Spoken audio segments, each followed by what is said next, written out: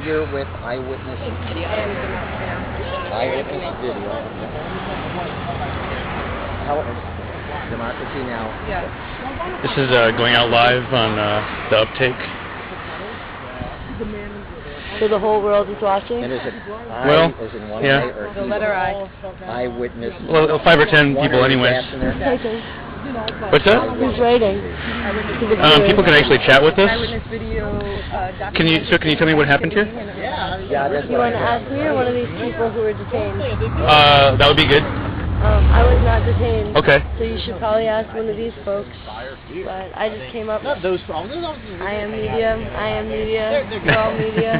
I'll give you something if you want. You can talk to it. You're with Democracy Now? I'm with Democracy Now. Yeah, could you just tell me what happened? Sure. How long of a story do you want? As long as you got. Okay. Well, You know, actually, I'm gonna fire up my video camera as well, so I've got good video and bad video at the same time. Yep. You think Dennis would just take us back to the Eyewitness house so that I let some media there? Oh, yeah. You probably will, yeah. Okay. I'm going to do it with my dad. Are you all right? Yeah. Check. Yeah? Thank you. That's just it's a minor thing. Alrighty. I'll give that to you. Okay. And just want to let me know your name and then what happened. Okay, my name is Elizabeth Press. I work with Democracy Now! Here at the Republican National Convention. For the last 2 days, I've been working with Eyewitness Video, which is a team of videographers that document police behavior. And we were staying in a house on Iglehart at 949 Iglehart. And this morning around 11 a.m., a federal agent and a sheriff from Wisconsin Police Department showed up at the door looking for this gentleman named Fred, related to a biking event that took place several months ago, and they wanted to question him, and they said that we said that it was strange that they were there on something unrelated, and they said it was definitely not related to the Republican National Convention. And then they left, and we continued with our Eyewitness Video meeting and decided to pack up our belongings and leave the space because we felt that it was unsafe. And then around 1 p.m., a team of about 20 or so St. Paul police officers came to the house and surrounded it. A couple of our people, including Sarah Coffey, was outside. She was immediately handcuffed, and we were inside. They did not have a warrant, so we stayed inside the house for several hours, and then around 3:30 they showed up with a warrant to come in the house, but the warrant was for 951 Iglehart, and we were in like a duplex apartment, so we were in 949, so we actually didn't let them in, but they entered through 951, detained everyone in that apartment, including the owner of the building, and then broke into 949 through the attic. Came in with a pistol drawn. I was pointing my video camera back, and then they said, St. Paul Police, put your hands on your head, and then we were all detained for the next several hours, next half hour, in the backyard, and that is the rundown of what has happened. They searched our belongings and then unhandcuffed us and let us go. I feel like it's an intimidation tactic. Eyewitness Video has been in the news recently, in the New York Times and all over the internet.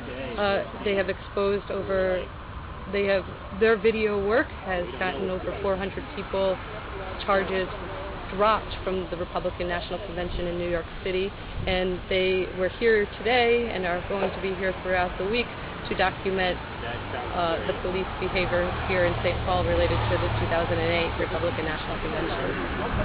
And so what happened at this house at 1471 Marshall?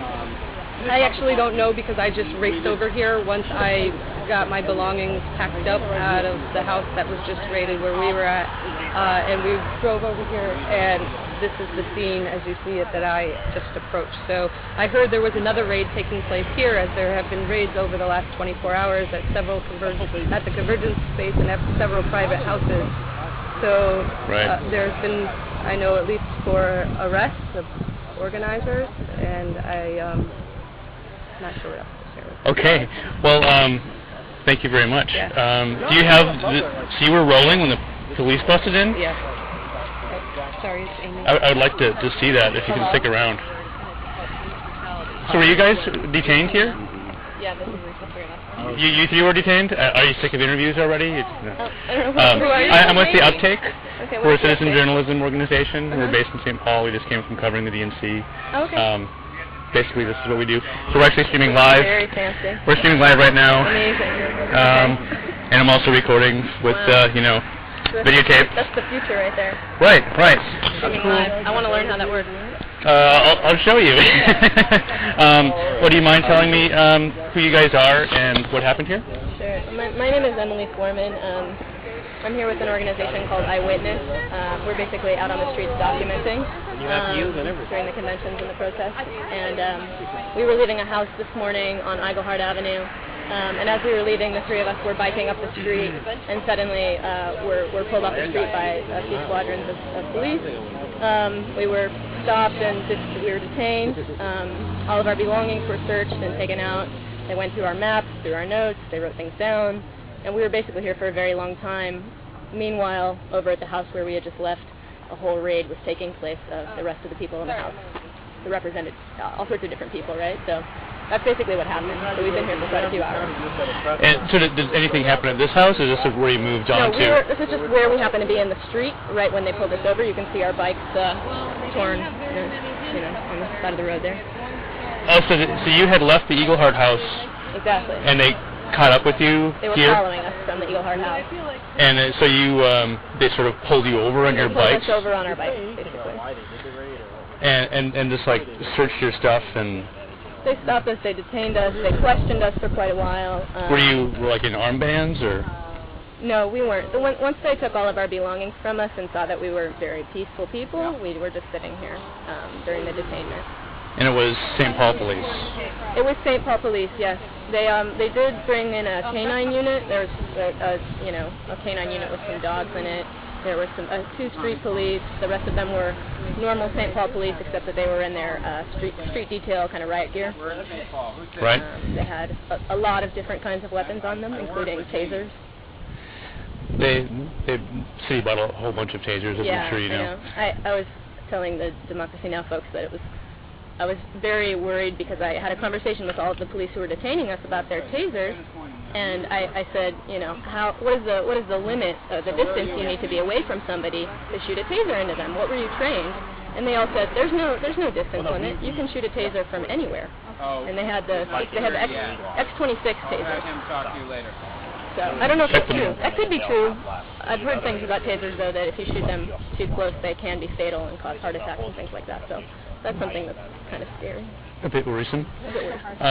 So what is your sense of just the other raids and other people from iWitness involved in the other raids? Do you know or? Yeah, there were other members of our team over at the Iglehart house when the raid occurred. There was also Elizabeth Press from Democracy Now! Was there when the raid occurred, and I think for that reason, when the raid occurred, they were able to get out to the news media that the raid was happening, and people were able to get in the neighbor's house with video cameras and see that everyone was being handcuffed in the backyard during the raid, which is kind of unusual and actually kind of wonderful that was witnessed. Right. Now, so you guys, it sounds like they've been busting into sort of anarchist houses and people are suspecting of doing, quote, bad things. Has iWitness video, have you guys been like staying with protest organizers and sort of in the same spaces, and why do you think you were targeted, or? I'm not sure why we were targeted. I don't know if it was iWitness or the house that we were staying in or something else entirely. There's really no way for me to answer that because I don't know. iWitness definitely does document things like police brutality and policing in general during situations of conflict. That's the whole notion of witness, right? And I think for that reason, sometimes the organization is a victim of interest, right? Not because of anything illegal, but because of our interest in upholding the law. Do you want to talk just a little bit about you get a court victory in New York? Is that right? I'm fairly new with the organization, so I'm not going to talk a lot about it. But I do know that iWitness was fairly central in helping 400 legal cases in the New York RNC. to be dropped because of their work to accumulate footage, proving that all of the stories that the cops were giving were actually completely fabricated. And very often, the police that were testifying against people were not even there at the time that people were arrested. It's showing a pattern of lying that was happening. Right. When you look at the United States, let's hope that that doesn't happen here. No doubt. All right. Well, thanks very much. Let me give you one of my cards because I want to stay in touch with you guys. Actually, it's Sarah Coffey, right? Yes. Did she was detained? I think so. Well, she was at the Iglehart. I think so. Yeah. Because she's reached out to us and just about working together. Definitely. We'll be in touch with her because part of our strategy is we're doing taking social media about what's going on. We're watching. Right. We're feed into a lot of different things that are happening. Okay, yeah. We're looking at the national lawyers field. Where are you guys headed now? Yeah. Okay. Very good. All right. Well, thanks. I'm Chuck, by the way. Emily, nice to meet you. Sounds good. Continue to show your